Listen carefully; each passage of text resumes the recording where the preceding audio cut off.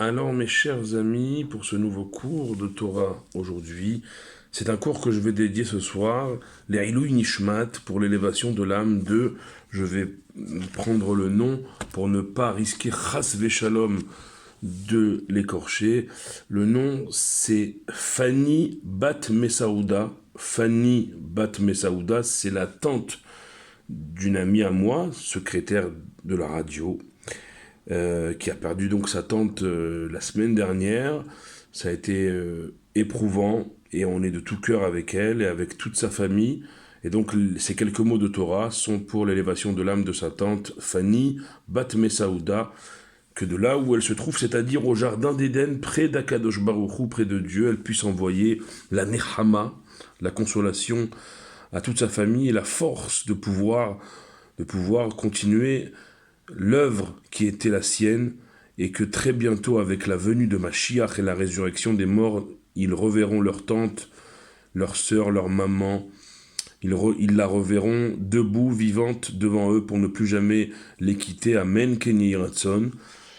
Et nous, on va donc parler Torah à sa mémoire, pour l'élévation de son âme, en continuant à parler de Shemot. C'est la paracha, on l'a dit, on l'a introduit hier soir, parachat de notre semaine, un nouveau livre de la Torah, Ve'ele Shemot Bene Israël. On a dit hier pourquoi il y avait cette énumération de noms, pour nous dire que Vayamot Yosef Vechol Echa Vechol Adorau, pour nous dire que cette génération-là, dorée entre guillemets, de Yaakov Avinu et de ses enfants, de ses 12 fils qui sont les 12 pères fondateurs des enfants d'Israël, du peuple d'Israël, et avec des personnages tous grands, spirituellement parlant, qui constituaient cette génération, ce dor, cette génération avec laquelle nos ancêtres en Égypte gardaient espoir. Et quand cette génération-là, elle s'est éteinte, avec Yosef, le tzaddik, le seul qu'on a appelé tzaddik de toute l'histoire. Donc Yaakov est parti, Yosef, tzaddik, le tzaddik de la génération, est parti, Vechol Echav et tous ses frères, donc les 11 autres fondateurs du peuple d'Israël avec Yosef, et toute cette génération-là. C'est-à-dire que même les enfants de ces fondateurs-là sont partis, notamment Ephraïm et Ménaché, qui étaient les fils de Yosef, que Yaakov a considéré comme ses propres fils, ses propres enfants. Et donc le peuple juif se trouve dans une situation orpheline de cette génération-là exceptionnelle. Et c'est à ce moment-là que Vayakom Melechad Ashal Mitzrayim, on l'a dit, qu'un soi-disant, il y a deux versions, mais on n'est pas dupe.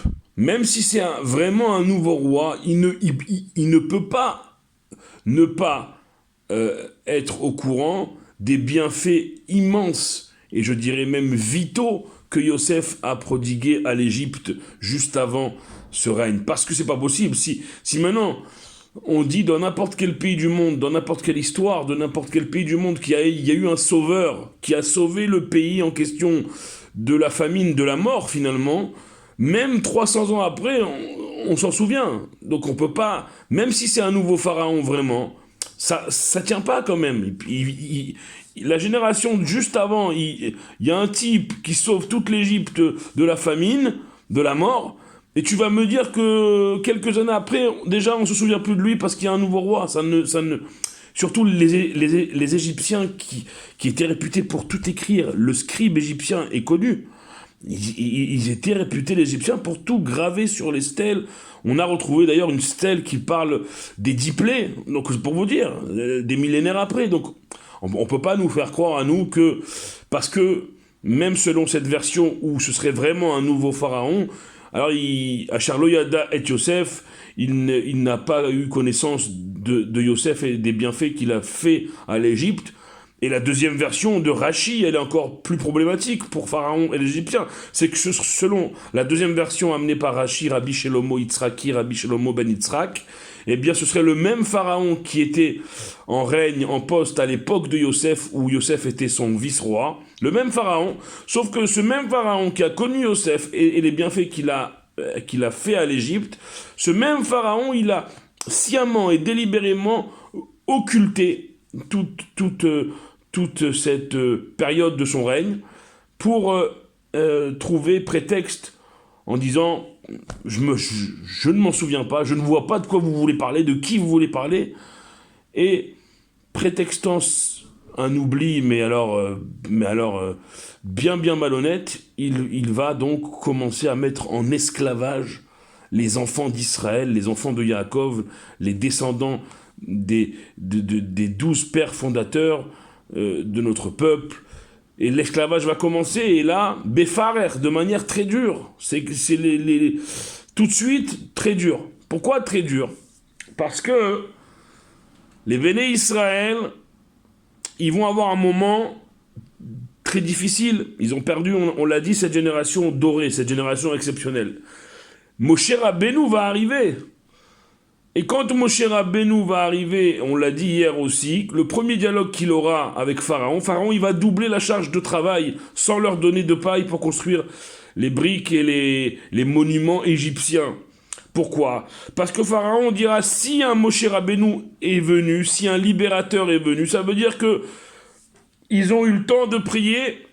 On voit combien la force de la tfila, la force de la prière, elle est grande, elle peut amener le libérateur, elle peut amener Mashiach.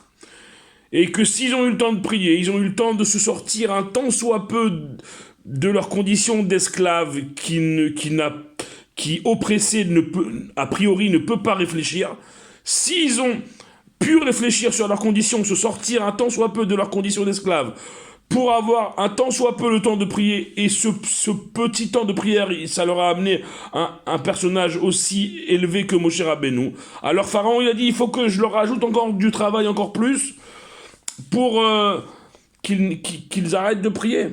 La peur panique de nos ennemis, c'est le peuple juif qui prie. Mes chers amis, sachez-le, depuis Pharaon, depuis la nuit des temps jusqu'à aujourd'hui, ça n'a pas changé. Pourquoi lorsque, aujourd'hui encore, des juifs, permis ou pas permis, ça c'est un autre débat. Il y a des rabbinim qui permettent, il y a des rabbinim qui interdisent. Le inyan ici, c'est quand il y a un juif qui fait rien que la bracha sur un verre d'eau, ou ça, au mont du temple, sur l'esplanade, que eux appellent l'esplanade des mosquées, mais pour nous c'est le Harabaït, c'est le mont du temple. Et bien tout de suite, il y a des cris qui couvrent les prières juives. Pourquoi? Parce que dans tous les textes religieux, chrétiens comme musulmans, comme dans toutes les religions, attention, ne laissez pas dans nos endroits, ce que eux considèrent comme leur endroit saint, alors que c'est les nôtres, ça a toujours été les nôtres, ne laissez surtout pas un juif prier. Pourquoi? Parce que ne serait-ce qu'un juif, une prière juive, dans ce lieu-là, central, qu'est le mont du temple, ça peut leur amener, comme à l'époque en Égypte, leur libérateur, leur Moshe Rabbeinu, ça peut leur amener leur libérateur aujourd'hui.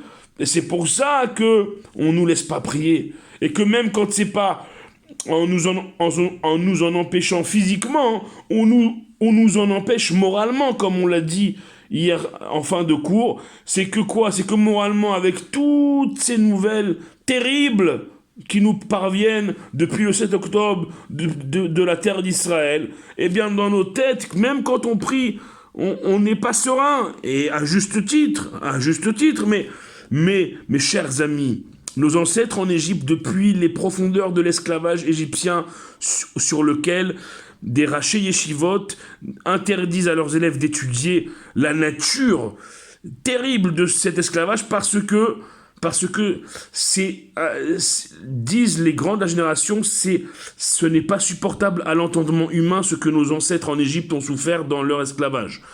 Comme aujourd'hui, il y a des réticences à montrer à n'importe quel public les images des massacres, parce que même pour un public averti, ils en ressortent bouleversés, et on ne le serait à moins. C'est terrible.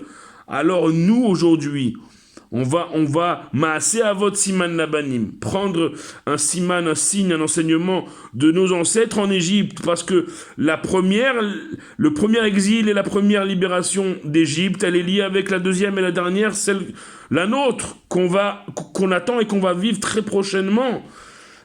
Comment nous aussi, comme eux, se sortir de notre exil? Eh bien, c'est à l'image de nos ancêtres.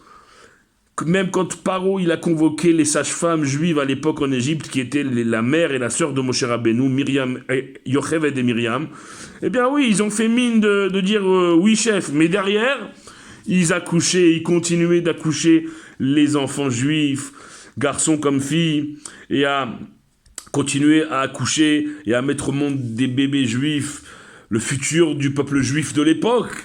Et par ça, elles ont été bénies, et c'est en partie par le mérite de ces femmes vertueuses que nos ancêtres sont sortis d'Égypte, par le mérite des femmes, par le mérite de cette Tzeraka Gedola, ce grand cri de prière, par le mérite de la prière, par le mérite aussi que Ve'ele Shemot. Pourquoi on a appelé tout un livre Shemot? Parce que c'est pas aussi par le mérite que chaque juif à l'époque a gardé son nom juif et n'a pas pris un nom d'emprunt égyptien, par le mérite qu'ils ont gardé leur nom, leur prénom juif, alors par ce mérite-là aussi ils ont été délivrés.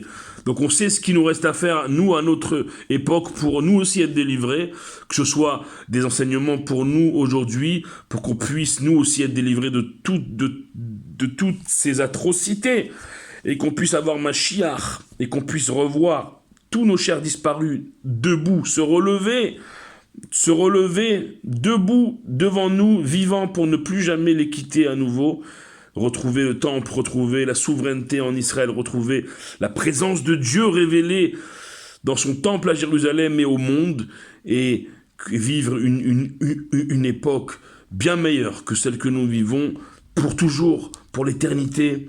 Voilà, mes chers amis, ce que je voulais vous dire ce soir, en envoyant encore une fois toutes nos brachot, nos bénédictions à nos frères et sœurs en terre d'Israël, à nos soldats, à nos otages, à tous nos frères et sœurs en Israël, du nord au sud, du sud au nord. Baruch Adonai Leolam, Amen ve Amen.